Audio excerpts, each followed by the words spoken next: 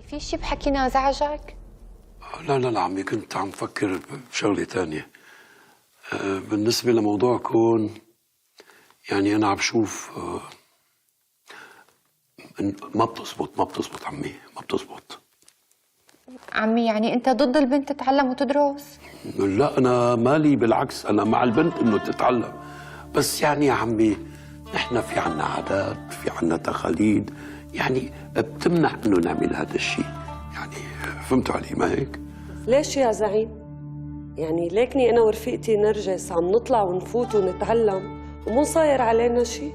يعني أهل الحارة مو متعودين إنه يشوفوا البنت تفوت وتطلع هيك سفور وكاشفة عن وشها، يعني حتى لو تعلمت آخرتها لبيت جوزها. بس عمي ما تواخذني، يعني هذا المفهوم غلط.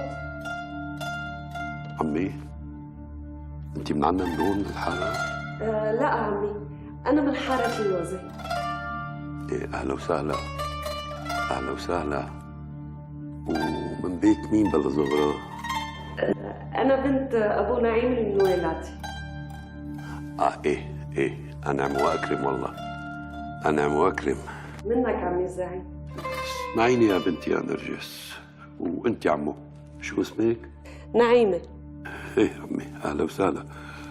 هلا بالنسبة لكم ممكن هذا الموضوع صح، بس كمان بالنسبة لغيركم ممكن هذا الموضوع يكون غلط. بس يا عمي ما في بس، هلا كل واحد فينا بيفهم هذا الموضوع حسب فهمه وتفكيره. طيب عمي، نحن ليش ما نتعاون ونحاول نفهم هالناس يلي بمفهومها انه تعليم البنت غلط، انه بالعكس هو صح وله فوائد كتير. ايه، وانا ورفيقتي نعيمه بدنا نحاول نحكي مع نسوان الحاره، بركي بنقدر نقنعهم انه بناتهم تدرس وتتعلم، وان شاء الله هيك الله بيوفقنا ونطلع بنتيجه. هلا انا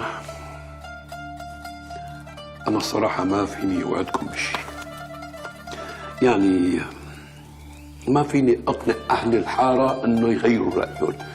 حاكم هي الشغله بتخص كل عيله وبيته وعيلته، وهن حرين برايهم.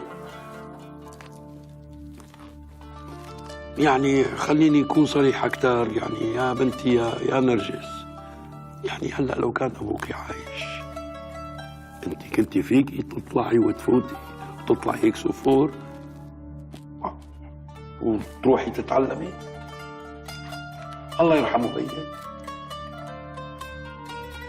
يعني عمي يمكن حكمة رب العالمين انه انا اعيش بلا اب، بس والله يا عمي امي ما قصرت بتربايتي بنوم، ربتني على الصح، علمتني على مخافة رب العالمين.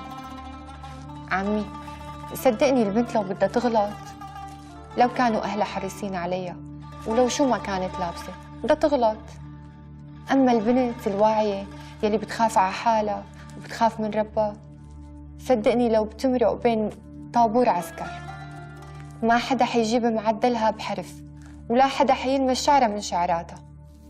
هلا ما بعرف شو بدي لكم، اتركوني افكر بالسيره، وهلا ما عندي قدره اعطيكم الجواب. ماشي عمي؟ والله يرحم بيك. تعيش عمي. الله يوفقكم. كتر خيرك عمي. تفضلوا الشاي.